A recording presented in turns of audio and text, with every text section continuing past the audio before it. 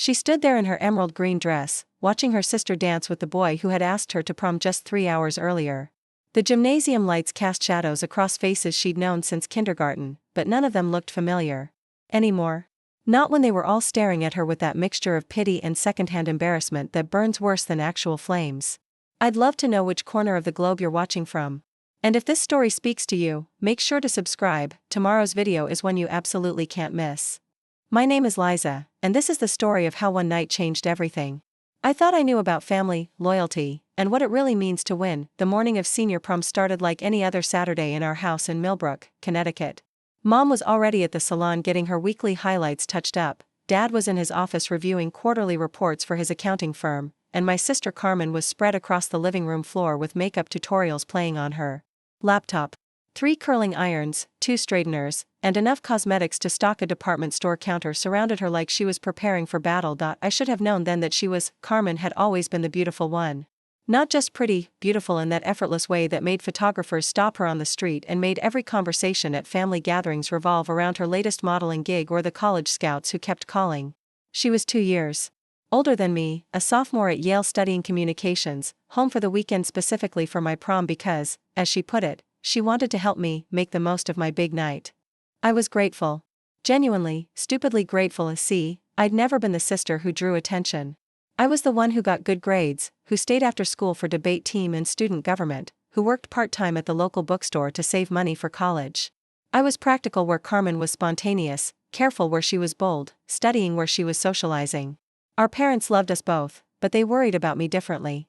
They worried I was too serious, too focused, too willing to let life pass me by while I planned for some distant future. When Marcus Chin asked me to prom, I thought maybe they had a point. Marcus was everything I hadn't expected to want. He was captain of the soccer team, but he also wrote poetry for the school literary magazine. He could make the entire lunch table laugh with his impressions of our chemistry teacher, but he'd also spend hours helping struggling students with calculus. He was popular without being cruel, confident without being arrogant, and when he approached me after AP Literature one Thursday afternoon, I was convinced he was going to ask me about homework. Instead, he said, "Liza, I know this might sound crazy, but would you want to go to prom with me?" I stared at him for a full 10 seconds, long enough for him to start looking uncomfortable. "You're asking me?" He laughed, and it was warm and genuine. "Yes, I'm asking you. I've been wanting to ask you for weeks, but I kept chickening out." "Why?" "Because you're intimidating in the best way. You're brilliant, and you don't pretend to be anything other than exactly who you are. That's rare." I said yes, obviously. But even as I did, part of me couldn't quite believe it was real. The next month was like living in someone else's life. Marcus would find me between classes, walk me to my car after debate practice, text me random thoughts about books we'd both read. He wasn't trying to change me or make me more social or convince me to care about things I'd never cared about. He seemed to actually like the me that existed, not some version of me that might exist if I tried harder to be like Carmen. My parents were thrilled. Not just because I had a date, but because I seemed happier.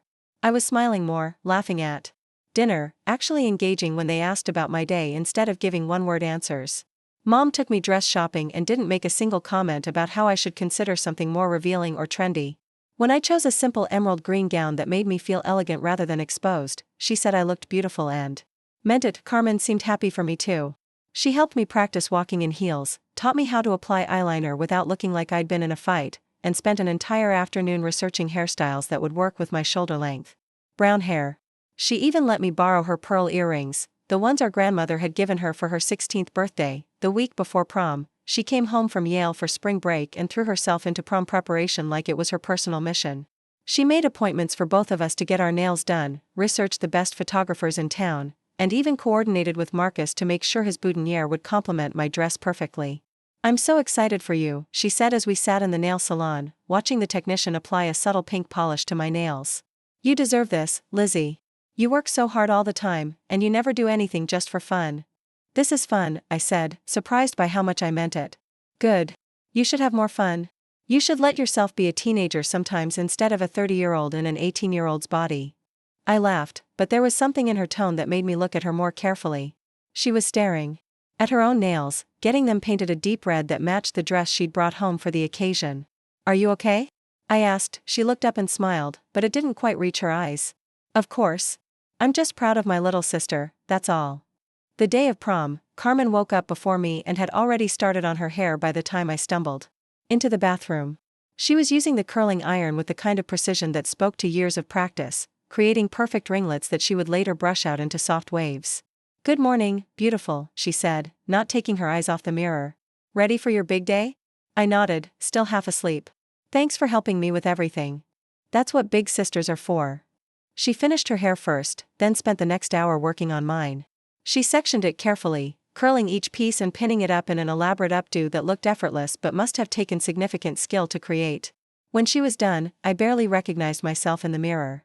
"Carmen, this is incredible.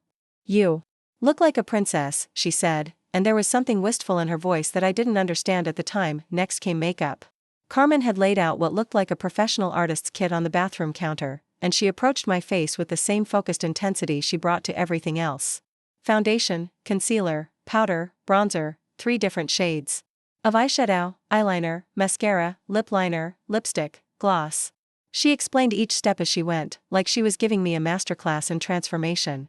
"The key is to enhance what you already have," she said, blending eyeshadow across my lids.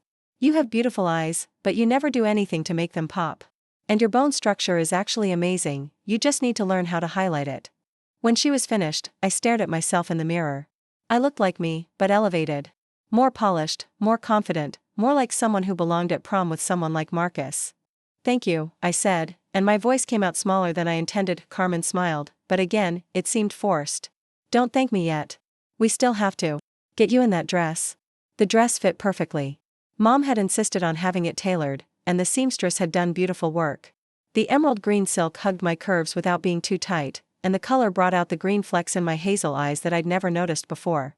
With Carmen's pearl earrings and a simple silver bracelet I'd bought myself, I felt elegant and sophisticated. Carmen had chosen a deep red dress for herself, something that would have looked overwhelming on me but looked stunning on her. It was more form-fitting than mine, with a lower neckline and a higher slit up the side. She looked like she was ready for a red carpet event, not a high school gymnasium. "Why are you so dressed up?" I asked as she applied a final coat of lipstick. "I want to look good in the photos," she said. "Plus, I might see some old friends from high school. I want them to know college is treating me well." That made sense. Carmen had always cared about making an impression, and she'd been homecoming queen her senior year. Of course she'd want to look her best. Marcus was supposed to pick me up at 6 for dinner before the dance. At 5:30, Carmen and I were both ready, and Mom was taking what felt like hundreds of pictures in the living room. Dad had emerged from his office to take a few shots with his expensive camera, the one he usually reserved for family vacations and important events. "You look beautiful, sweetheart," he said, adjusting the lens. "Marcus is a lucky guy." "She really does," Carmen agreed. "Doesn't she look incredible?" At exactly 6 o'clock, the doorbell rang. Marcus stood on our front porch in a perfectly fitted black tuxedo, holding a corsage box and looking almost as nervous as I felt. When he saw me, his face lit up in a way that made my stomach flutter. "Wow," he said. "Liza, you look amazing." "Thank you. You look pretty great yourself." He helped me pin on the corsage, a delicate arrangement of white roses and baby's breath that complemented my dress perfectly. More pictures followed, the awkward prom poses that would probably make us cringe in 20 years but felt important and formal in the moment. "We should probably head out," Marcus said eventually. "Our reservation is at 6:30. That's when Carmen stepped forward. "Actually, would it be okay if I rode with you guys? My car's in the shop, and I was hoping to swing by the school to see how everything looks. I promise I won't be a third wheel." A lot of love and effort went into bringing this story to life. If you're enjoying it, we'd be so grateful if you'd subscribe to our channel. Now, back to where we left off. Marcus looked at me, and I nodded. Of course. The more the merrier. If I could go back and change one decision in my life, it would be that one. The restaurant was nice, the kind of place with cloth napkins and candles on every table that made teenagers feel sophisticated. Marcus had chosen well, and he'd clearly put thought into the reservation. We had a table by the window with a view of the harbor, and the conversation flowed easily despite Carmen's presence. At first, she was the perfect addition to the evening. She asked Marcus thoughtful questions about his plans for college, complimented him on his choice of restaurant, and shared funny stories about her own prom experience. She was charming and engaging without being overwhelming, and I found myself relaxing and enjoying the dynamic. Marcus seemed to appreciate her stories about Yale, and they discovered they both loved the same obscure band that I'd never heard of. Carmen was animated when she talked about her communications classes, and Marcus was genuinely interested in her internship at a public relations firm in New Haven. "That sounds incredible," he said. "I've been thinking about maybe minoring in communications. Do you think it's worth it?" "Absolutely," Carmen said, leaning forward slightly. "It's all about understanding people, really. What motivates them, what they want to hear, how to connect with them. It's useful in any field." I felt a small pang of something, not quite jealousy, but awareness. Carmen was in her element, confident and knowledgeable about something Marcus was clearly interested in. I had nothing to contribute to this particular conversation, so I sat back and listened, picking at my chicken parmesan and trying not to feel left out, but then Carmen turned to me. "Liza's amazing at understanding people too. She just does it differently. She's more analytical about it, more strategic. She can read a room and figure out exactly what needs to happen to get the result she wants." Marcus nodded enthusiastically. "That's what I love about her debate performances. She's not just arguing, she's thinking 3 steps ahead, anticipating what the other side is going to say and already planning her response." The warmth in his voice when he talked about me made my chest flutter. This was why I'd fallen for him, I realized. He saw things in me that I sometimes didn't even see in myself. Dinner passed quickly, and before I knew it, we were pulling into the school parking lot. The gymnasium had been transformed with silver and blue streamers, twinkling lights, and a disco ball that cast shifting patterns across the walls. A local DJ was set up in one corner, and round tables covered in white tablecloths surrounded a dance floor that was already packed with our classmates. Marcus took my hand as we walked in, and I felt that flutter again. This was really happening. I was at prom, with a boy I genuinely cared about, wearing a dress that made me feel beautiful, with my hair and makeup done by someone who actually knew what they were doing. For once in my life, I felt like I belonged in a moment like this. We found our assigned table and sat down with 3 other couples from our class. The conversation was light and fun, the kind of easy chatter that happens when everyone is dressed up and feeling good about themselves. Marcus kept his hand on mine, occasionally leaning over to make quiet comments that made me laugh. Carmen had drifted away to say hello to former classmates, and I watched her work the room with the same effortless grace she brought to everything else. She seemed to know everyone, even people who had been underclassmen when she was a senior, and she moved from group to group like she was hosting the event herself. "Your sister's really something," Marcus said, following my gaze. "Yeah, she is. She's always been the social one. But you're the smart one," he said, squeezing my hand. "I'd rather have smart than social any day." The DJ announced the first slow song of the evening, At Last, by Etta James, and Marcus stood up. "Would you like to dance?" I nodded, suddenly nervous. I'd practiced dancing in my room, but this was different. This was real, with everyone watching, and I was terrified of stepping on his feet or looking awkward or somehow ruining the moment. But when Marcus pulled me into his arms on the dance floor, everything else faded away. He was a good dancer, confident and gentle, and he made it easy for me to follow his lead. We swayed together to the music, and for those 3 minutes, I felt like I was exactly where I was supposed to be. "Thank you for asking me," I said quietly. "Thank you for saying yes," he replied. "I was sure you were going to turn me down." "Why would I turn you down?" "Because you're out of my league." I laughed, because the idea was so absurd. "Marcus, you're captain of the soccer team. You're going to Northwestern on a partial scholarship. You write poetry. You're definitely not the one who should be worried about leagues here." "None of that matters," he said. "You're going to change the world someday. I can see it in everything you do. You have this quiet determination that's going to take you places the rest of us can't even imagine." The song ended, but we stayed on the dance floor for the next one, and the one after that. Other couples joined us, and I found myself actually enjoying dancing, something I'd never thought I'd be able to say. Marcus made me feel graceful, confident. Like I knew what I was doing even when I didn't. After the 3rd song, we decided to take a break and get some punch. That's when I saw Carmen dancing with Jake Morrison, her ex-boyfriend from high school. They looked good together, both tall and striking, moving with the kind of easy chemistry that comes from years of knowing each other's rhythms. "Isn't that your sister's ex?" Marcus asked, noticing my gaze. "Yeah, but they're still friends. They dated for like 2 years, but they broke up when she left for college. No drama, just logistics."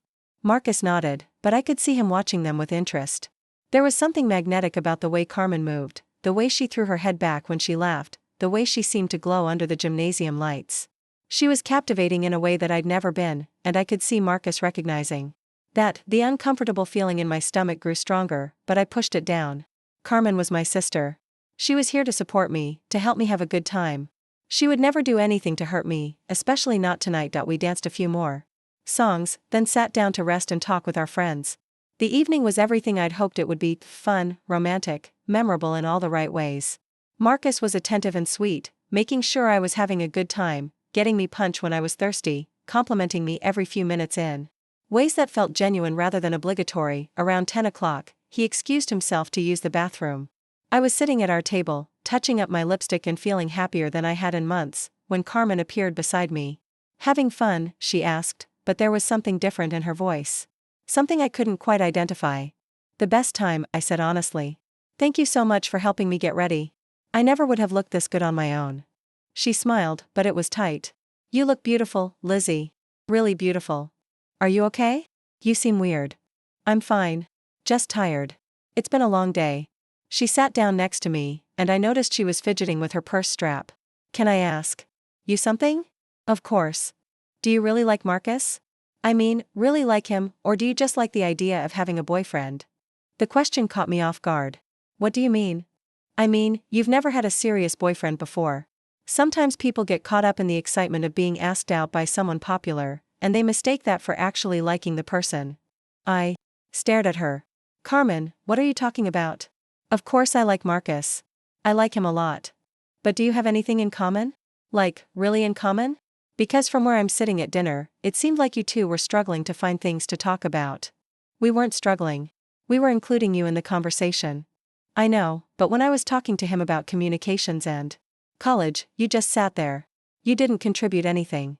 Heat rose in my cheeks. "Because I don't know anything about communications. That doesn't mean we don't have things in common." "Like what?" "Like books. Like debate. Like thinking about the future. Like wanting to make a difference in the world." Carmen nodded slowly. "Those are good things. Important things. Then why are you asking me this?" She was quiet for a long moment, staring at her hands. "I just want to make sure you're not going to get hurt. Sometimes guys ask out girls like you because they think you'll be easy to impress, and then they lose interest when they realize you're not going to put up with their nonsense." "Girls like me? You know what I mean. Smart girls. Serious girls. Girls who aren't used to getting attention from guys like Marcus." The words hit me like a physical blow. I stared at my sister, trying to process what she'd just said, trying to understand why she would say something so cruel on what was supposed to be the best night of my life. "Carmen, why would you say that to me?" "Because I love you, and I don't want to see you get hurt. Marcus is great, but he's also used to getting what he wants. And once he gets it, he tends to move on." "How would you know that?" "Because I've been watching him all night. The way he looks at other girls when you're not paying attention. The way he talks to them. He's charming, Liza, but charm isn't the same thing as sincerity." I felt like I was going to be sick. "You're wrong. I hope I am. I really do." That's when Marcus came back from the bathroom, smiling and looking relaxed and happy. He leaned down to kiss my cheek and asked if I wanted to dance again. I said yes, but the magic was gone. Carmen's words echoed in my head as we moved to the music, and I found myself analyzing every interaction, every glance, every word. Was he really looking at other girls? Was I imagining the connection I thought we had? Was I just a girl like me to him, someone easy to impress who would be grateful for his attention? The next hour passed in a blur of growing anxiety and self-doubt. I tried to push Carmen's words away, tried to focus on Marcus and the way he made me feel, but the seed of doubt had been planted. Every time he smiled at another girl, I wondered if it meant something. Every time the conversation lagged, I worried that we really didn't have anything in common. Every time he seemed to be looking around the room, I convinced myself he was bored with me. At 11:30, the DJ announced the last slow song of the evening. Marcus took my hand and led me back to the dance floor, pulling me close as the opening notes of "Wonderful Tonight" filled the gymnasium. "I've had the best time tonight," he said softly. "Thank you for being my date. Thank you for asking me. I hope this isn't the end of it. I mean, I hope we can keep seeing each other after tonight." I looked up at him, searching his face for any sign of insincerity. "You really want that?" "Of course I do. Why would you even ask that?" "I don't know. I guess I just wonder sometimes if you might get bored with me." He stopped dancing and looked at me seriously. "Liza, where is this coming from? You're incredible. Why would I get bored with you?" "Because I'm not like other girls. I'm not fun. Or spontaneous or exciting. I'm just me. You're exactly who I want you to be. You're smart and thoughtful and genuine. Do you know how rare that is? Most people our age are trying so hard to be someone else, but you're just authentically yourself. That's what I love about you." The word love hung in the air between us.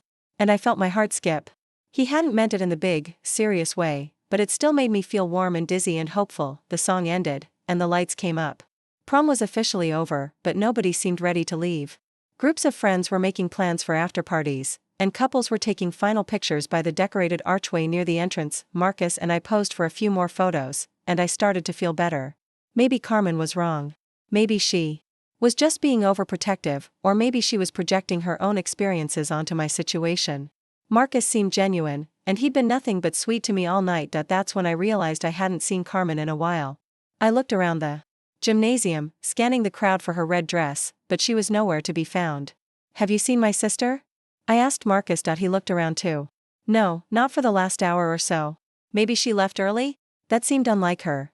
She'd made such a big deal about wanting to see everything, about being there for my special night. I pulled out my phone to text her, but there was no signal in the gymnasium. "I'm going to go look for her," I said. "She might be in the bathroom or outside getting some air." "I'll come with you."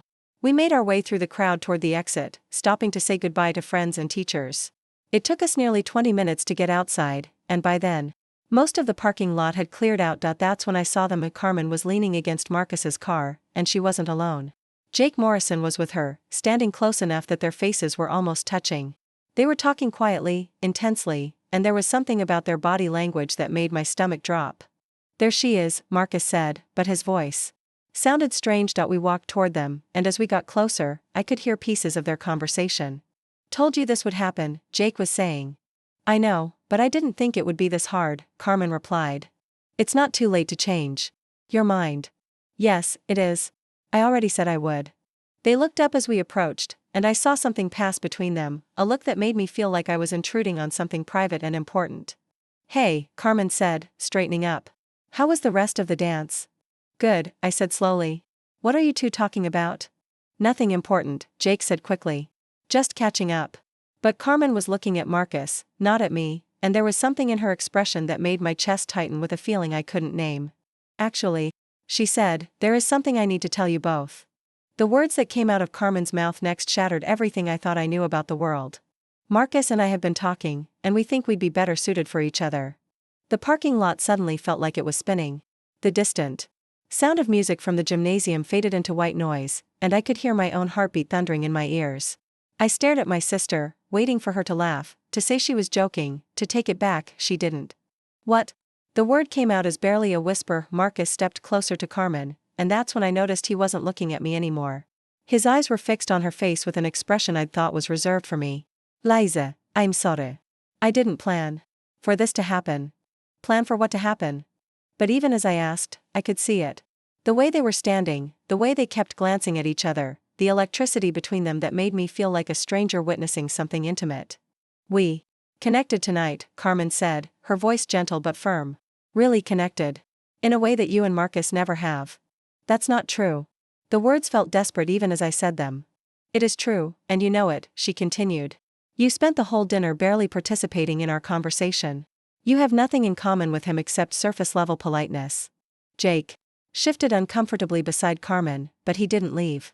He was watching this unfold with the morbid fascination of someone witnessing a car accident. "Marcus, tell her she's wrong," I said, turning to him with what felt like my last shred of hope. He ran his hand through his hair, messing up the careful styling he'd done for the evening. "Liza, you're amazing. You really are. But tonight, talking to Carmen, I realized that maybe we're not as compatible as I thought we were." "Based on one conversation?" "Based on realizing what I was missing," he said quietly. "Carmen and I, we have this natural chemistry. We think alike, we want the same things, we challenge each other in a way that feels effortless." I felt like I was drowning in front of them while they discussed the best way to throw me a life preserver. "You've known her for 6 hours. Sometimes that's all it takes," Carmen said. "When you meet the right person, you just know." The cruelty of it hit me like a physical blow. This wasn't just rejection, this was replacement. And it wasn't coming from a stranger or even just Marcus. It was coming from my sister, the person who had spent all day helping me get ready, who had done my hair and makeup, who had told me I looked beautiful. "You planned this," I said suddenly, the pieces falling into place. "This whole thing. Helping me get ready, coming to dinner, asking to ride with us. You planned this." Carmen's expression flickered for just a moment, and in that flicker, I saw the truth. "Don't be ridiculous," she said. "You can't plan chemistry. But you can plan opportunity." I looked at Marcus, then back at her. How long have you two been talking? We haven't, Marcus started. Since dinner, Carmen interrupted him. We started talking at dinner, and then. During the dance, we kept running into each other. These things happen, Liza. No, they don't just happen. Not like this. Not when you're supposed to be supporting your sister on the most important night of her senior year. Carmen's mask slipped completely then, and for a moment, I saw something cold and calculating in her expression. Maybe if you'd put half as much effort into actually connecting with your date as you did into worrying about your appearance, this wouldn't have happened. The words were designed to hurt, and they succeeded. I felt tears starting to burn behind my eyes, but I refused to let them fall. Not here, not in front of them. So this is my fault? It's nobody's fault, Marcus said quickly. Sometimes things just don't work out the way we expect them to. Don't. I held up my hand to stop him from saying anything else. Don't make this sound like some natural disaster that happened to all of us. You made a choice. Both of you made a choice. I looked around the parking lot, suddenly aware that other students were nearby, getting into cars, saying goodbyes, living their normal post-prom lives. None of them knew that my world had just ended. To them, we probably looked like any other group of friends having a conversation. I need to go home, I said. Liza, wait, Carmen called as I started walking toward the school building. Let's talk about this like adults. I turned back to face her. Adults? You want to talk about this? Like adults? Adults don't steal their sister's boyfriend at prom. Adults don't pretend to help someone get ready for a special night while planning to ruin it. Adults don't use their sister's trust and vulnerability as a weapon against her. I didn't steal anything, Carmen said, and her voice had turned cold. You can't steal something that was never really yours. The finality of that statement hung in the air between us. Marcus didn't contradict her.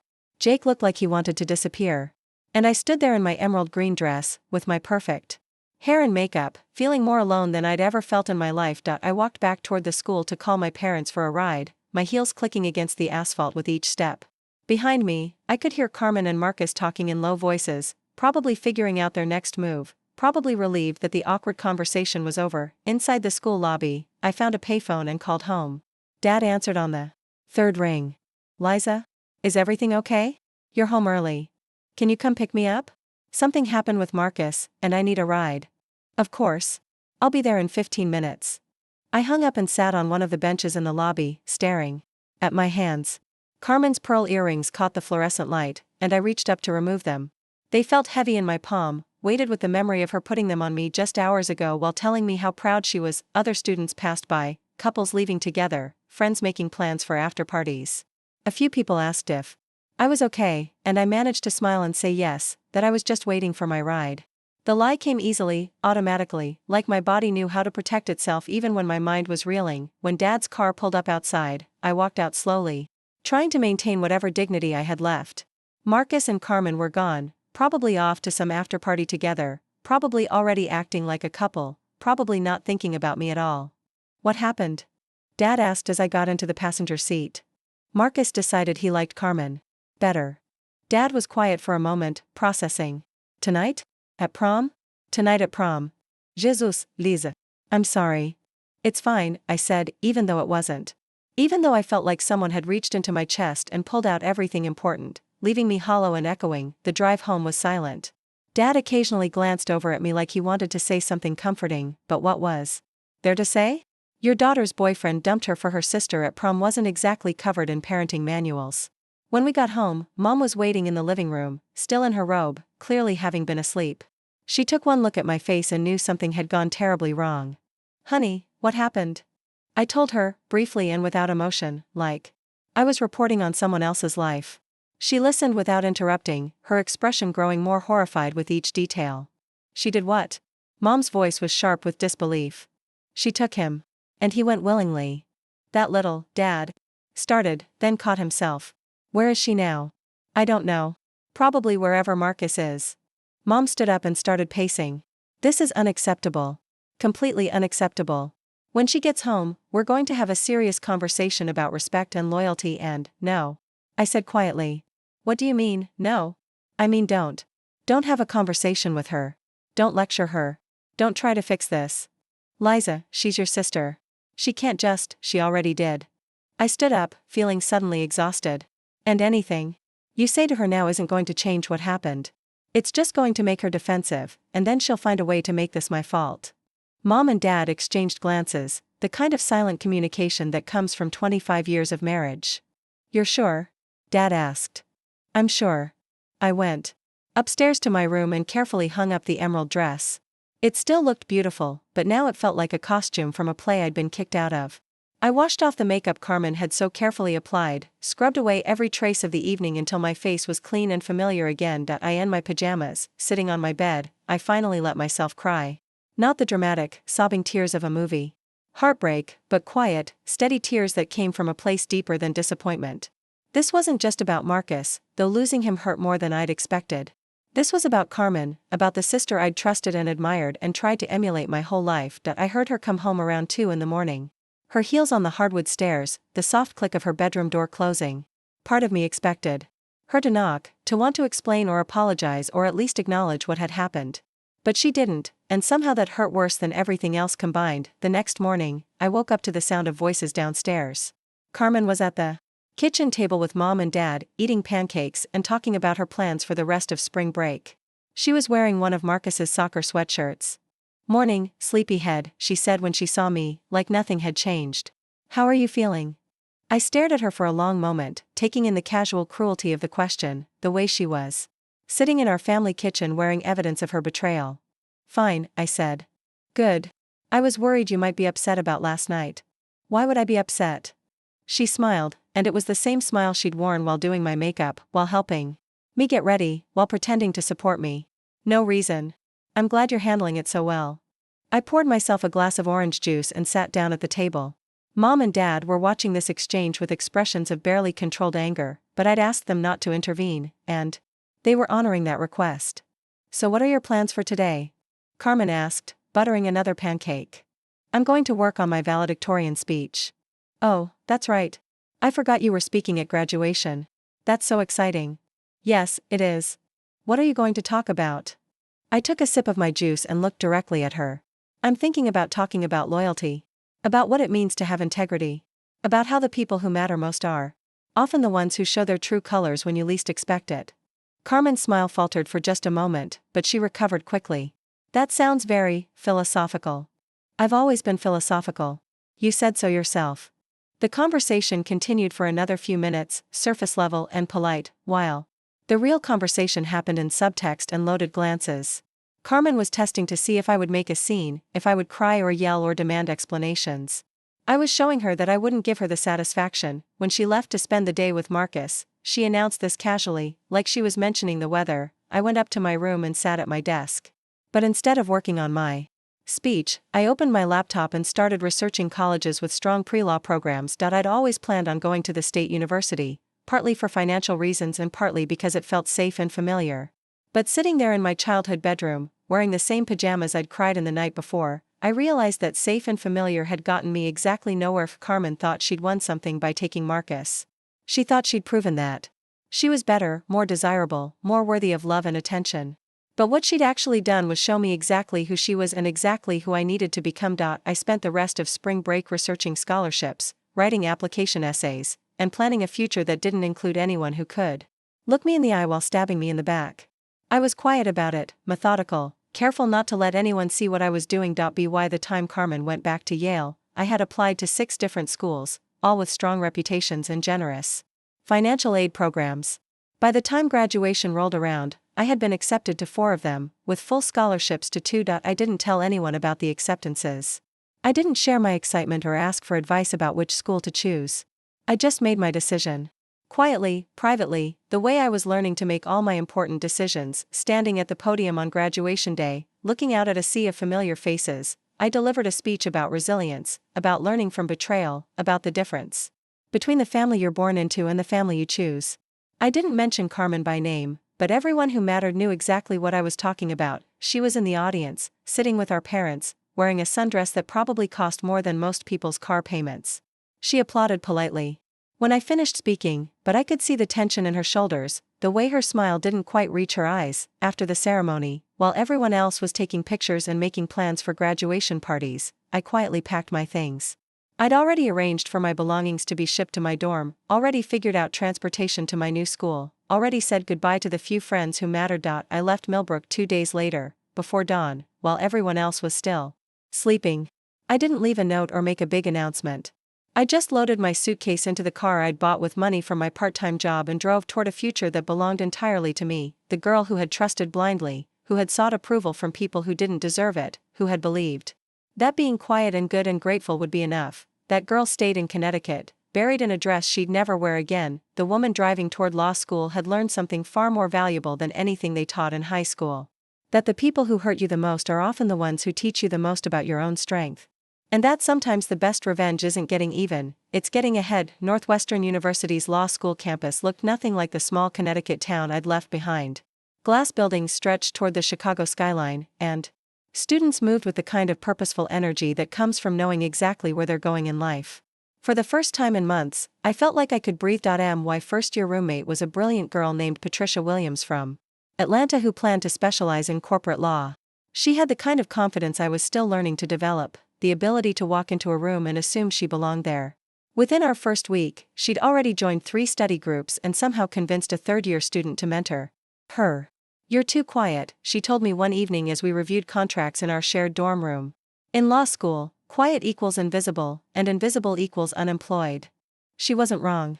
The professors called on students without warning, and the ones who seemed most comfortable speaking were the ones who got noticed, who got invited to prestigious internships, who got recommended for opportunities that could change everything. So I learned to speak up.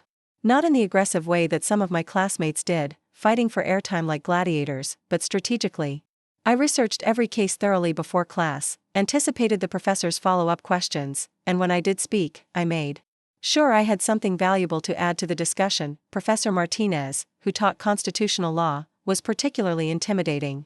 She had a reputation for reducing first-year students to tears with her Socratic method questioning. But I studied her patterns, learned her preferences, figured out exactly how she structured her arguments. When she called on me 3 weeks into the semester, I was ready. "Ms. Rodriguez," she said, her voice carrying across the lecture hall, "can you explain the court's reasoning in Marbury v. Madison and why it remains relevant to contemporary constitutional interpretation?" I stood up, my heart racing but my voice steady. Marbury v. Madison established the principle of judicial review, giving the Supreme Court the authority to declare laws unconstitutional. What makes it particularly relevant today is how it demonstrates the ongoing tension between judicial restraint and judicial activism in interpreting the Constitution's text versus its underlying principles. I continued for 3 minutes, weaving together historical context, legal precedent, and modern applications in a way that showed I hadn't just memorized the case but understood its broader implications. When I finished, Professor Martinez nodded approvingly. "Excellent analysis, Ms. Rodriguez. See me after class." That conversation led to a research assistant position that changed everything. Professor Martinez was working on a paper about corporate compliance and constitutional law, and she needed someone who could dive deep into regulatory frameworks and synthesize complex information into clear, actionable insights. "You have a natural talent for this," she told me during one of our weekly meetings. "You see patterns that other people miss, and you can explain complicated concepts in ways that anyone can understand. Have you considered corporate law?" I hadn't, actually. I'd been so focused on getting through first year that I hadn't thought much about specialization. But corporate law offered something that appealed to me, the ability to understand how businesses really worked, how deals got made, how power actually flowed in the real world. Professor Martinez introduced me to alumni who worked at major firms in Chicago and New York. She recommended me for a summer internship program that typically only accepted second-year students. She became not just a mentor but an advocate, someone who saw potential in me that I was still learning to see in myself. The internship was at Crawford, Klein & Associates, a mid-sized firm that specialized in mergers and acquisitions. I spent my first week feeling completely overwhelmed, surrounded by associates and partners who seemed to speak in acronyms and move through deals worth more money than I'd ever imagined, but I adapted quickly. I arrived early, stayed late, and volunteered for assignments that other interns avoided. When a major client needed due diligence completed on a potential acquisition over a weekend, I was the only intern who raised her hand. When a partner needed someone to summarize 50 pages of SEC filings into a 2-page memo, I delivered it in half the time he'd requested and included 3 additional insights he hadn't asked for. By the end of the summer, they offered me a job for after graduation. Not just any job, a position in their corporate restructuring division, the department that handled the firm's most complex and high-profile cases. "You have something special," said Rebecca Crawford, the firm's founding partner, during my exit interview. You're not just smart, you're strategic. You understand that law isn't just about being right, it's about being effective.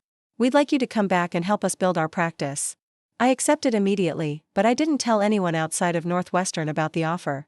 When I called my parents to update them on how school was going, I mentioned that things were going well but kept the details vague. When Patricia asked about my summer plans for the following year, I said I was still exploring options. I'd learned something important during that summer: information was power, and the less people knew about your plans, the more control you had over the narrative. Second year brought new challenges and new opportunities. I was elected to the Law Review, won a national moot court competition, and was selected for an exclusive seminar on international corporate law taught by a visiting professor from Harvard. My grades put me in the top 5% of my class, and professors started mentioning my name when recruiters from prestigious firms visited campus, but the real education was happening outside the classroom. I was learning how to network, how to build relationships that would matter 10 years down the road, how to position myself for opportunities that hadn't even been created yet. I joined professional organizations, attended industry conferences, and started publishing articles in legal journals on topics that intersected law and business strategy. One article in particular got attention. I'd written about how traditional corporate compliance frameworks were failing to address emerging technology issues, and I'd proposed a new model that combined legal oversight with operational flexibility. It was published in the Harvard Business Review's legal section and got picked up by several major business publications. Suddenly, I was getting invitations to speak at conferences, requests for interviews from industry publications, and job offers from firms I'd never even applied to. My phone rang constantly with opportunities, and for the first time since prom night, I felt like I was exactly where I was supposed to be. Third year was when everything accelerated. Crawford, Klein & Associates had grown significantly since my internship, partly due to a major merger they'd facilitated that made national news. They were expanding their New York office and wanted me to help launch their East Coast corporate restructuring practice. "We're not just offering you a job," Rebecca Crawford explained during a dinner meeting in Manhattan. "We're offering you the chance to build something from the ground up. You'd be working directly with me and 2 other senior partners to establish our presence in the New York market. Within 5 years, you could be running your own division." The offer was extraordinary: a starting salary that was 50% higher than the typical first-year associate position, plus equity in the firm's growth, plus the kind of responsibility that most lawyers didn't get until they'd been practicing for a decade. But there was something else that made the opportunity particularly appealing. Crawford, Klein was in the process of acquiring a smaller firm that specialized in tech industry legal work. The acquisition would make them one of the few firms in the country with deep expertise in both traditional corporate law and emerging technology regulations. "The legal industry is changing," Rebecca continued. "The firms that survive and thrive are going to be the ones that understand how technology is reshaping business. We think you could be instrumental in helping us navigate that transition." I graduated summa cum laude, passed the bar exam on my first try, and started at Crawford, Klein's New York office 3 weeks later.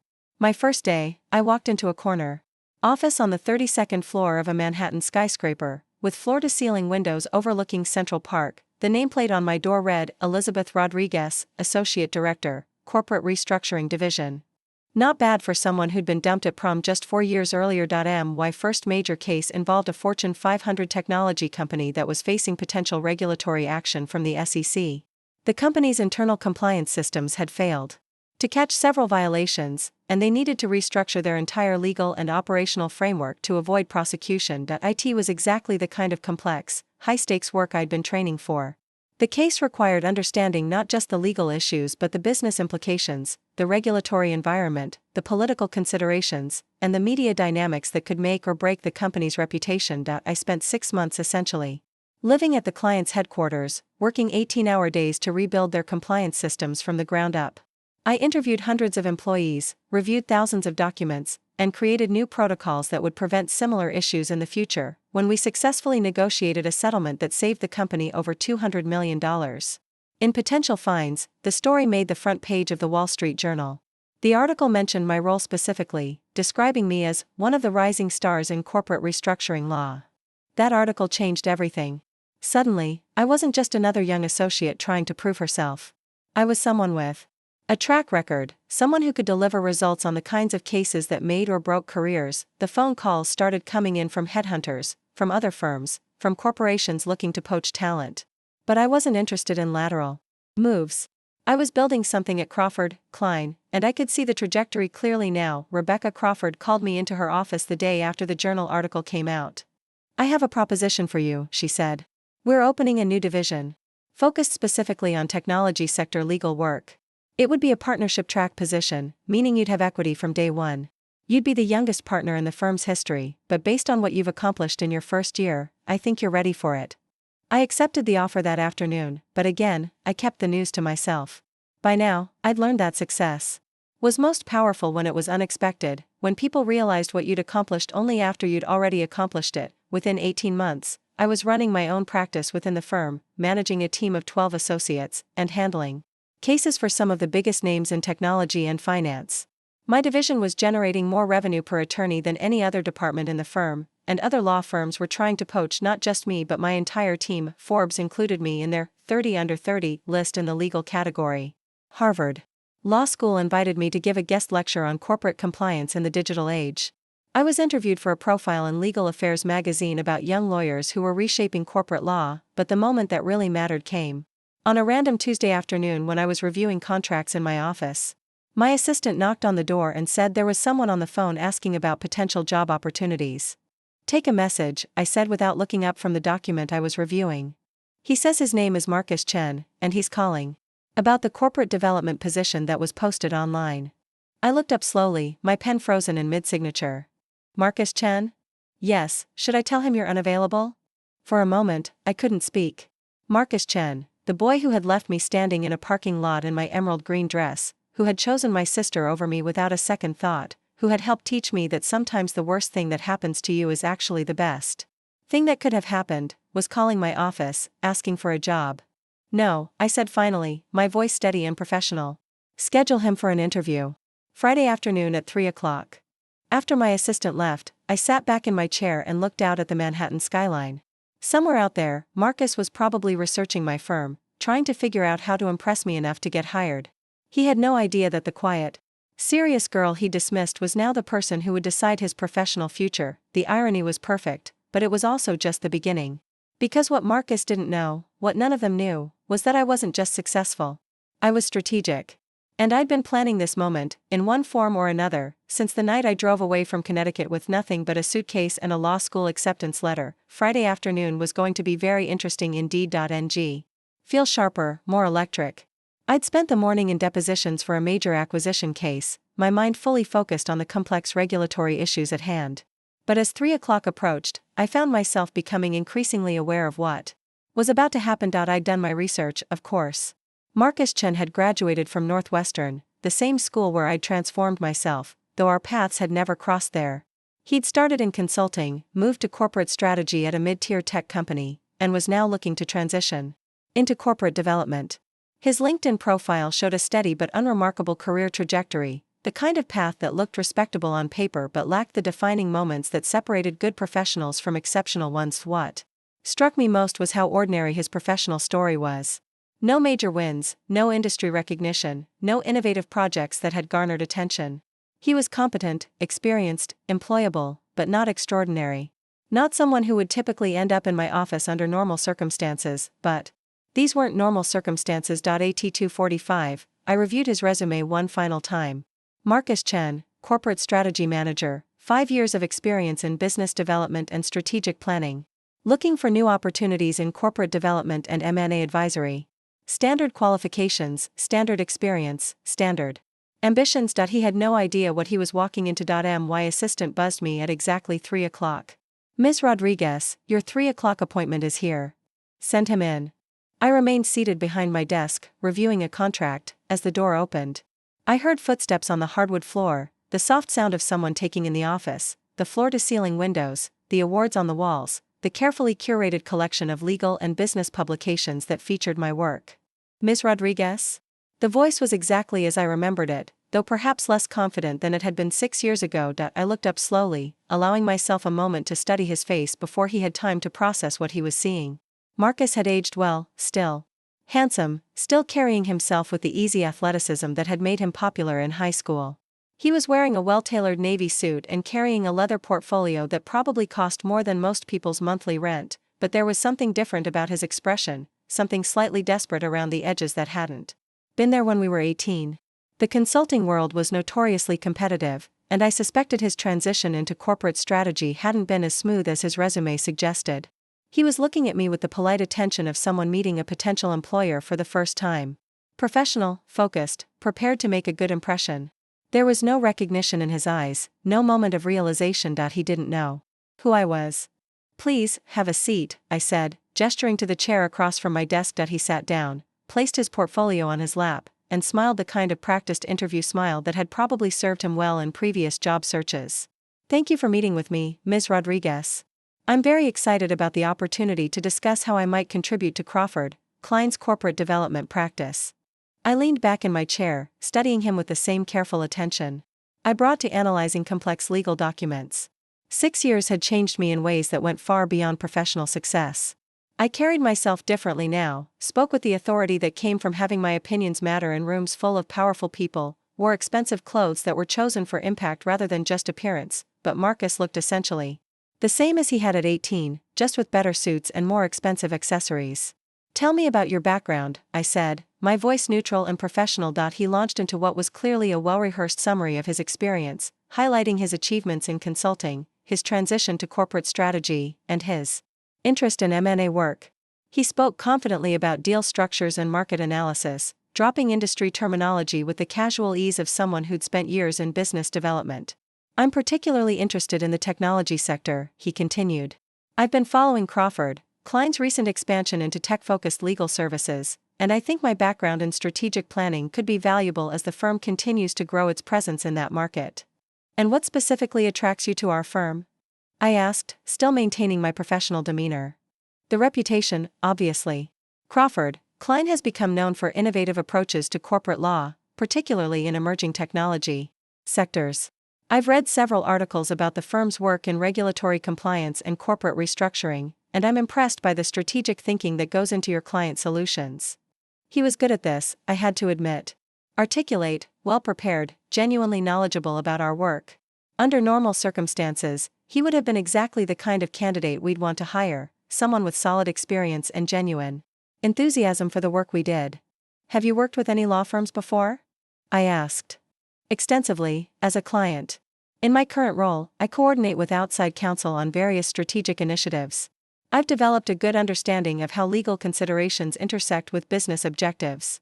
That's a valuable experience. The intersection of legal and business strategy is exactly what we focus on here." He smiled, seeming to sense that the interview was going well. "I have to say, Ms. Rodriguez, I'm impressed by what you've built here. To be running your own division at your age, that's remarkable. You must have had quite a journey to get to this point." The irony was too perfect. Marcus Chen, sitting in my office, complimenting my success while having no idea that he'd played a crucial role in motivating it. "It has been quite a journey," I agreed. "Though I've found that some of the most formative experiences happen when you're young. Setbacks and disappointments can be incredibly motivating when you're figuring out who you want to become." "Absolutely. I've always believed that adversity builds character. Do you have any experience with adversity, Mr. Chen?" The question seemed to catch him slightly off guard. "Well, certainly. The consulting world is extremely competitive, and the transition to corporate strategy required me to develop new skills and adapt to different challenges." "I'm sure it did. But I was thinking more about personal adversity. The kind of experiences that really shape how you see the world." He paused, clearly trying to figure out why I was asking such a philosophical question in a job interview. "I suppose everyone faces personal challenges at some point. I've had to overcome setbacks in my career, relationship difficulties, the usual struggles of figuring out your path in life." "Relationship difficulties can be particularly challenging," I said casually. "Especially when they involve questions of loyalty and trust." "Yes, exactly.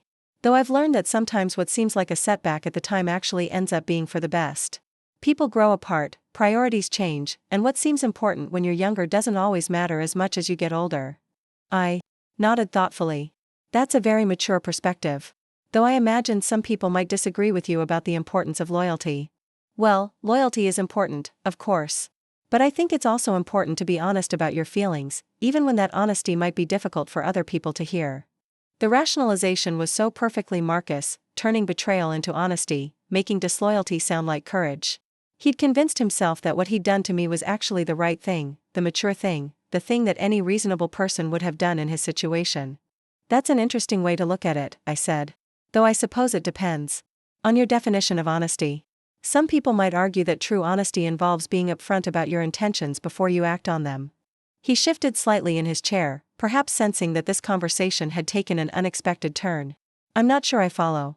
Oh, just thinking about different approaches to difficult situations. In my line of work, I see a lot of cases where the real issue isn't what people did, but how they went about doing it. The process matters as much as the outcome. That makes sense in a legal context.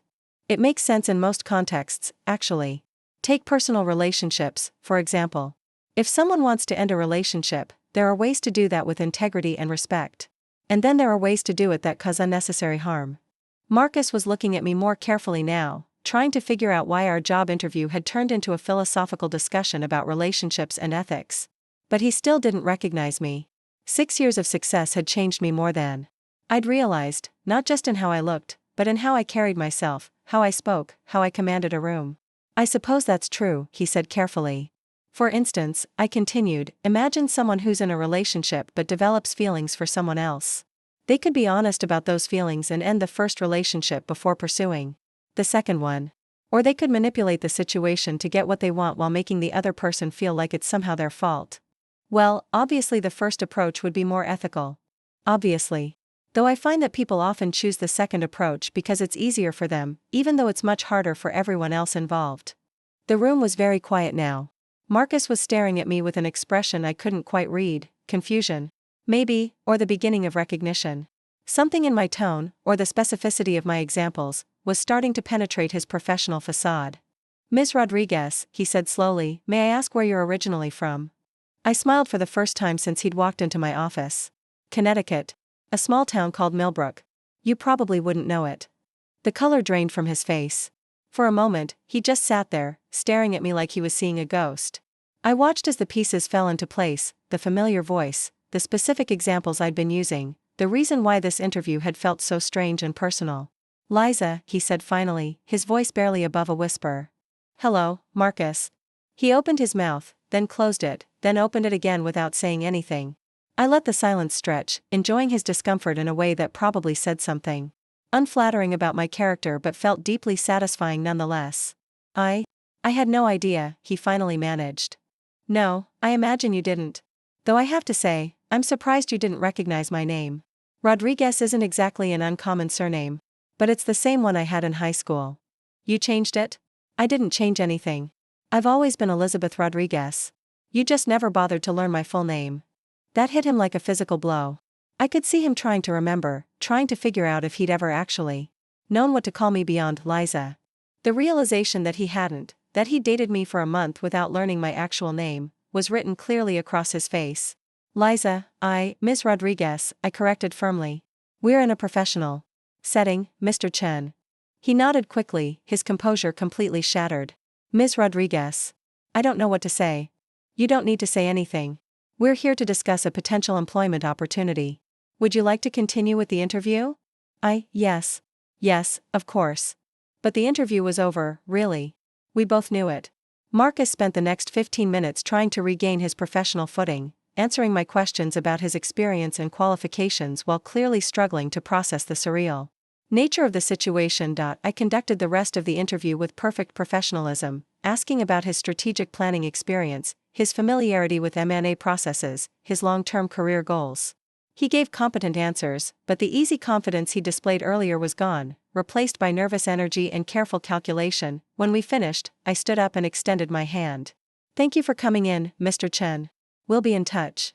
He shook my hand, his grip uncertain. Thank you for your time, Ms. Rodriguez. It was good to see you again. Was it? I asked, tilting my head slightly. He looked like he wanted to say something else, to acknowledge what had happened between us, to explain or apologize or at least recognize the magnitude of this moment. But what could he say? That he was sorry for humiliating me at prom? That he regretted choosing my sister over me? That he hoped I could put the past behind us and give him a fair shot at the job. Instead, he just nodded and left. After the door closed, I sat back down and looked out at the Manhattan skyline. In 6 years, I'd built a career, established myself as a force in corporate law, earned respect and recognition and financial success beyond anything I'd imagined when I was 18. But this moment, watching Marcus Chen realize that the quiet serious girl he dismissed was now in a position to determine his professional future. This moment felt like the real victory, because it wasn't just about revenge. It was about transformation. It was about proving to myself that the person I'd become was stronger, smarter, and infinitely more capable than the person I'd been, and now Marcus knew it too. Marcus called my office the next Monday morning. I was wondering if we could discuss the interview, he said when my assistant put him through. His voice had the careful tone of someone walking through a minefield.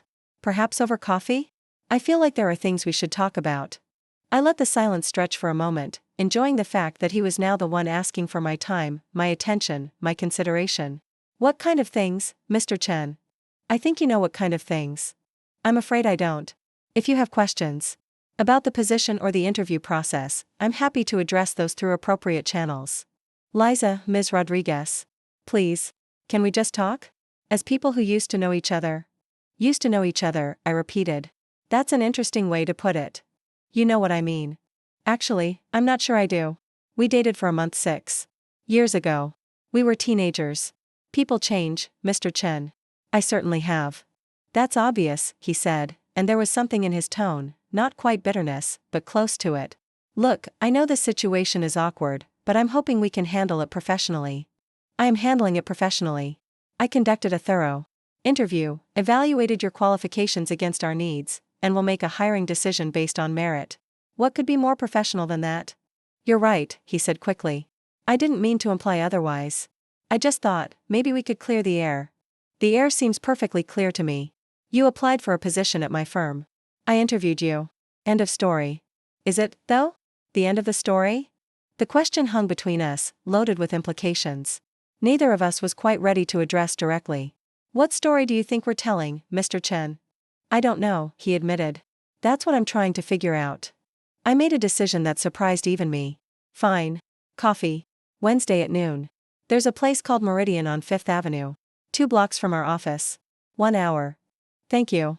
I'll see you then. Wednesday arrived gray and drizzly, the kind of Manhattan weather that made everyone walk faster and look more serious. I arrived at Meridian exactly on time, wearing a charcoal Armani suit that had cost more than Marcus probably made in a week. At his current job. The restaurant was the kind of place where tech executives made deals over artisanal salads and craft cocktails, expensive, trendy, intimidating to anyone who wasn't used to dropping $50 on lunch. Marcus was already there, sitting at a corner table, wearing the same navy suit he'd worn to the interview. He stood up when he saw me approaching, a gesture that felt more formal than friendly. Thank you for meeting me, he said as I sat down. You have 1 hour. He nodded, clearly nervous. A server appeared immediately. I was a regular here, and the staff knew I tipped well and brought high-value clients. We ordered coffee, and then we were alone. So, I said, what did you want to discuss? I guess I wanted to understand what this is. Are you interviewing me because I'm qualified for the job, or because you want some kind of closure? Can't it be both? Can it? Because if you're planning to hire me as some kind of elaborate revenge scheme, revenge? I laughed, and it was genuinely amused. Marcus, if I wanted revenge, do you really think I'd go through the trouble of creating a job interview? I could have just had security escort you out of the building. Then what do you want? I studied his face, noting the tension around his eyes, the way he kept fidgeting with his coffee cup. I want to understand something. When you walked into my office on Friday, you had no idea who I was. 6 years after we dated, you didn't recognize my face or my name. You look different now. More. He searched for the right word. More what? More everything. More confident, more polished, more intimidating.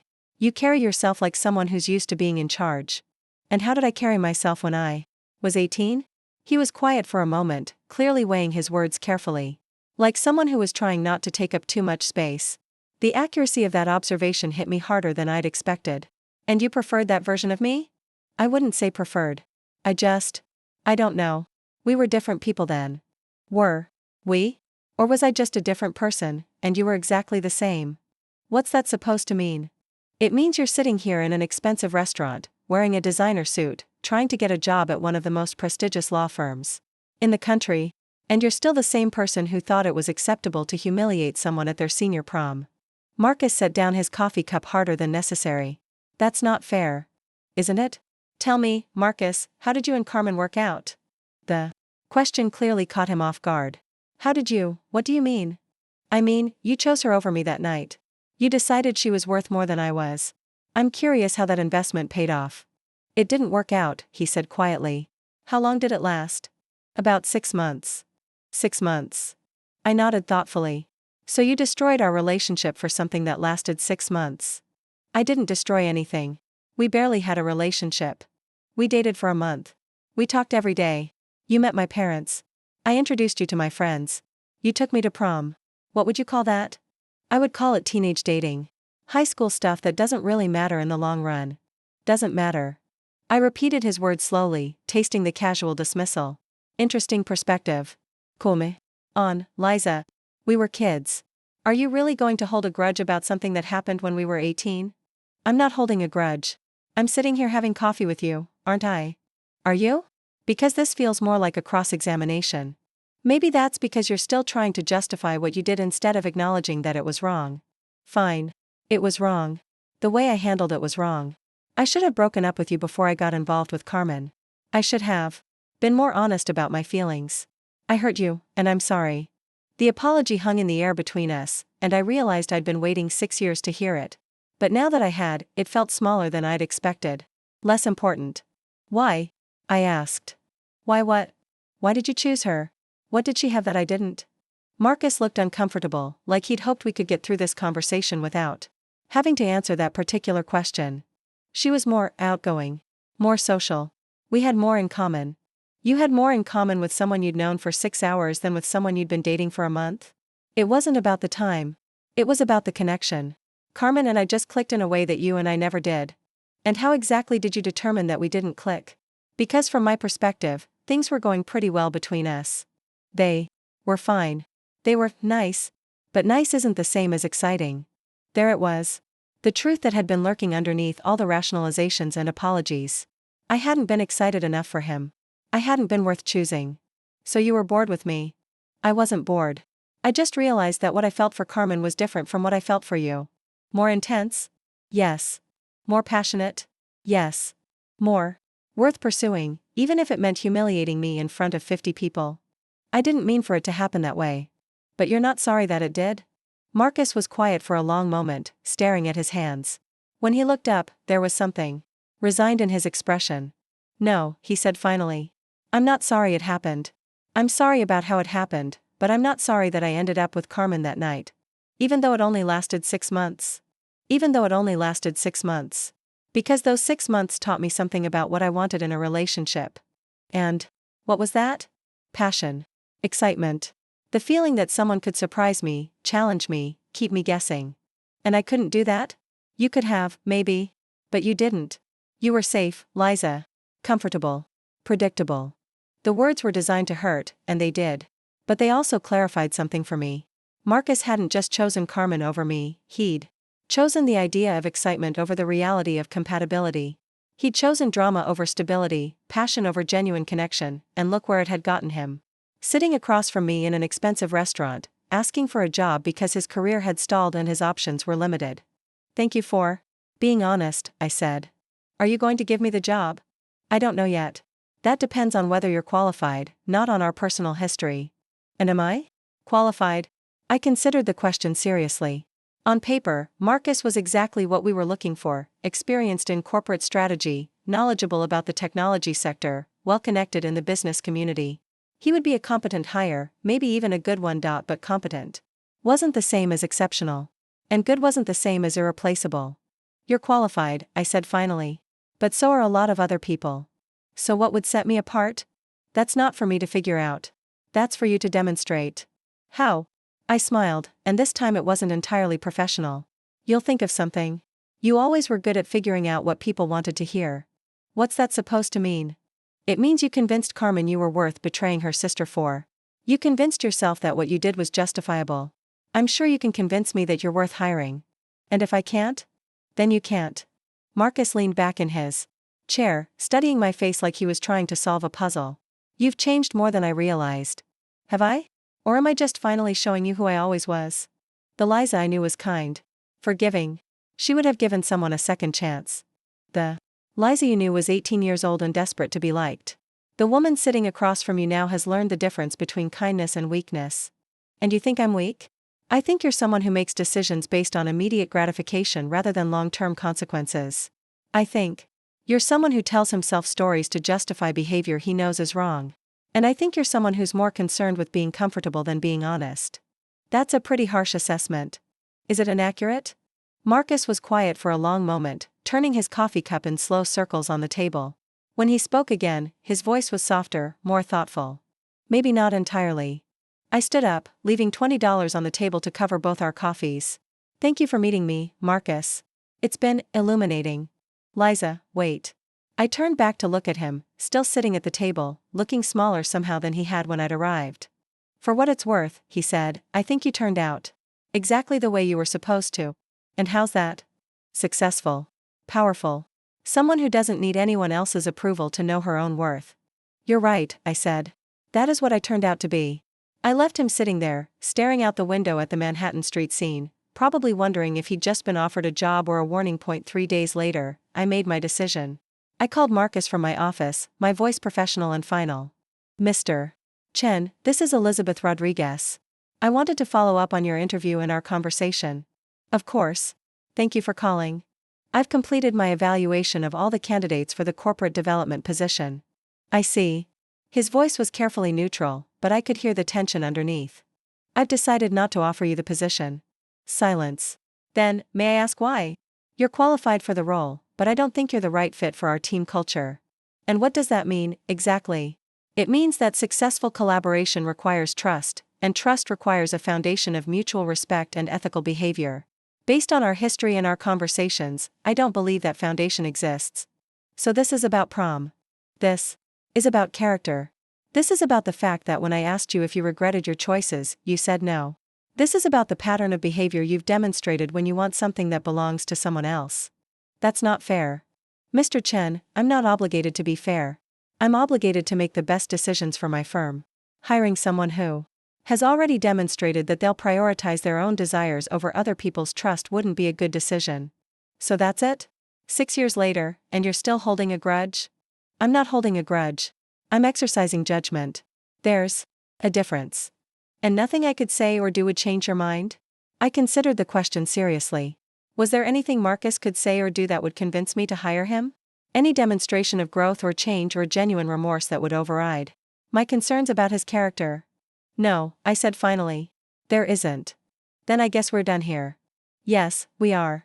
After I hung up, I felt something I hadn't expected, relief.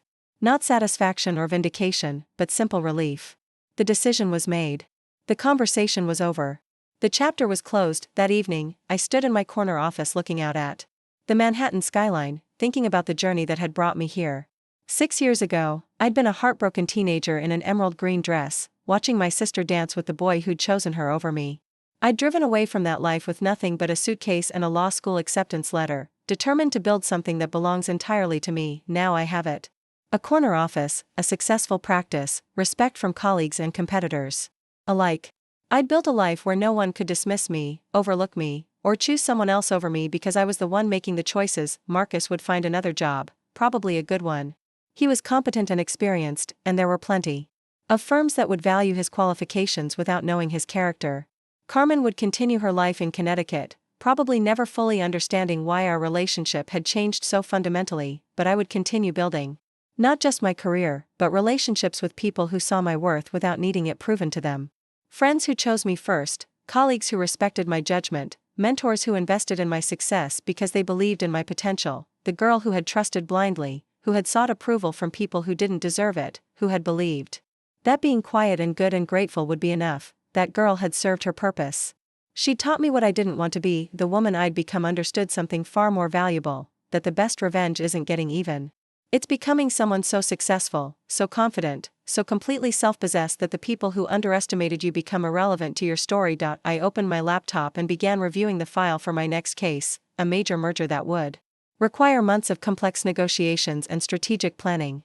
Tomorrow, I had meetings with 3 Fortune 500 CEOs and a conference call with senators about proposed regulatory changes. My phone buzzed with a text from Patricia, my old law school roommate, now a federal prosecutor in Boston. Saw your name in the journal again. Dinner next week to celebrate your latest victory?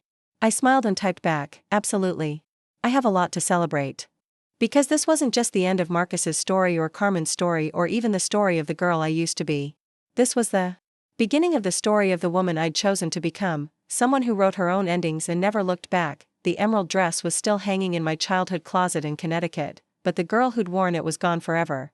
In her place stood someone stronger, smarter, and infinitely more powerful, someone who had learned that sometimes the worst thing that happens to you is actually the best thing that could have happened, someone who had turned betrayal into motivation, heartbreak into determination, and dismissal into undeniable success, someone who had rewritten her own story and made it extraordinary.